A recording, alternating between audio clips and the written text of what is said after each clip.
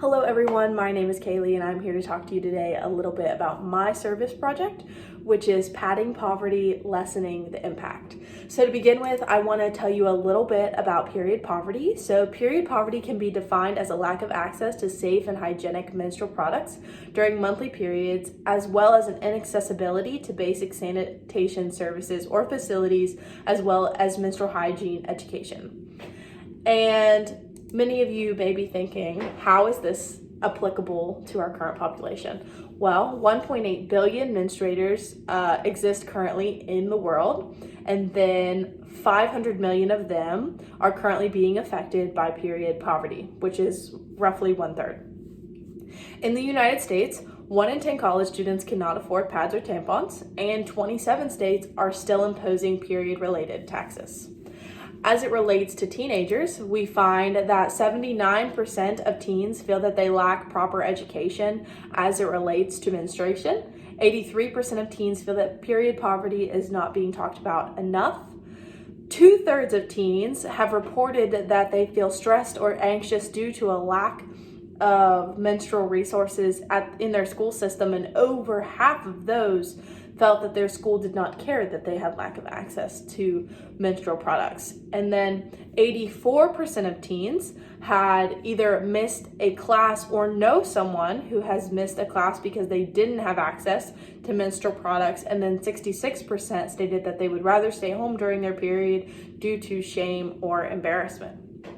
Now, these statistics come out of the US, which is heartbreaking in and of itself. I found out in late December that girls all over the world who cannot access menstrual products actually are either not able to go to school at all, or are not able to go to school on their period.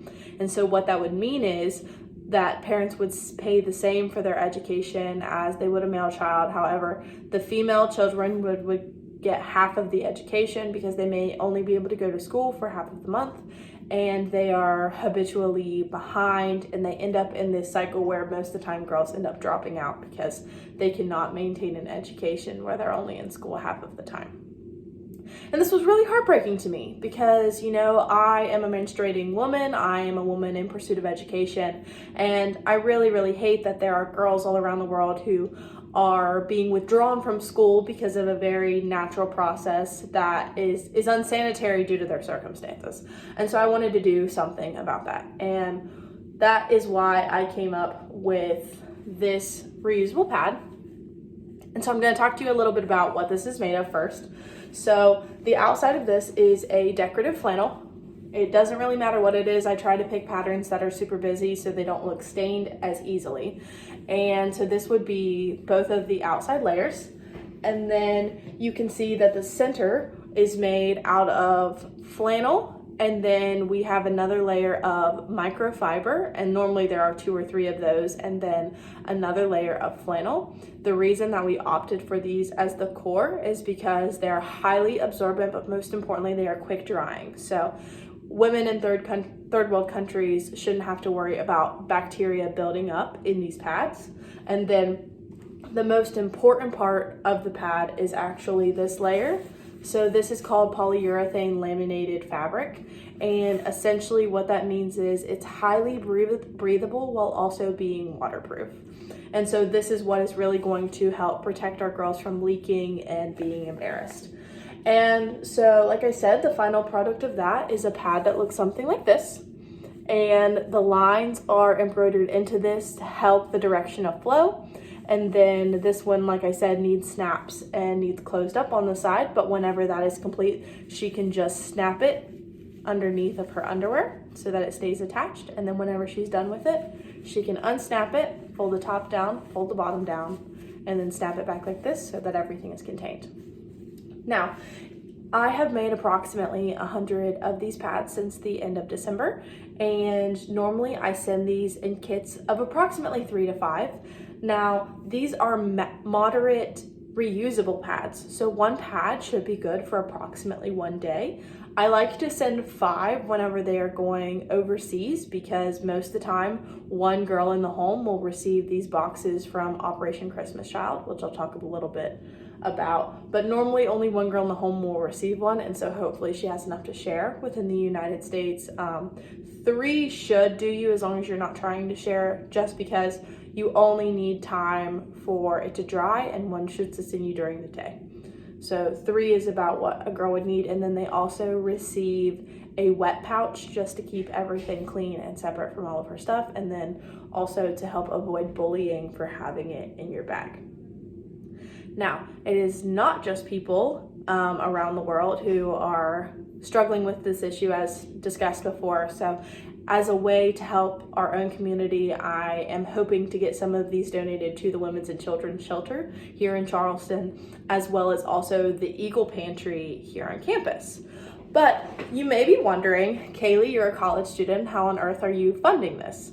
And I was wondering the same thing, because while I have not experienced period poverty because of the support of my family and the people around me, I do not have a strong income. And so I actually reached out to my local church, and they provided a donation so that I could buy the products in order to make my first 100 pads. And I think that I would be able to obtain more resources from the organizations like the local church, and then there are also other organizations that are completely dedicated to providing menstrual products for women in the US and around the world.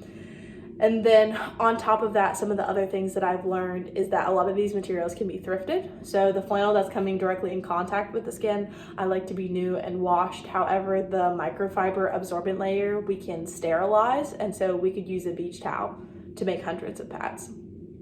And so that's a really great way that we can access things like that. And then as for the way that I am able to get them all around the world, that's Operation Christmas Child. So Operation Christmas Child is a ministry organization that is already well established and well funded. And so all I have to do is drop these pad kits off at any of their locations, and they will actually distribute them. I know a lot of my pads most recently went to Ghana and to Argentina, but they are sent all around the world.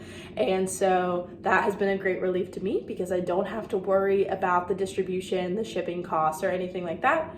And these boxes are sorted by gender and by age group. So I just put that my filler for the boxes is intended for girls age 10 to 14. And so I know that the correct audience is being reached. And so that has been a huge asset that I have been able to use for the distribution of my pads. I will say that I have been able to make approximately 100 over the last 2 months, and this has been able to help approximately 20 to 30 girls, depending on if I make the kids 5 or 3. And that just really is something that has blessed me and been impactful to me, because I know all around the world there's going to be girls who are able to attend school just because they have access to these period products. And even here in the United States, just people who get to feel less embarrassed and more comfortable because of something that takes little time on my part. And the innovative side of this is actually because, so this pattern, I bought it off of Etsy and then contacted the individual seller about modifying it. And so I actually have changed this process from a 45-minute process to a 10-minute process.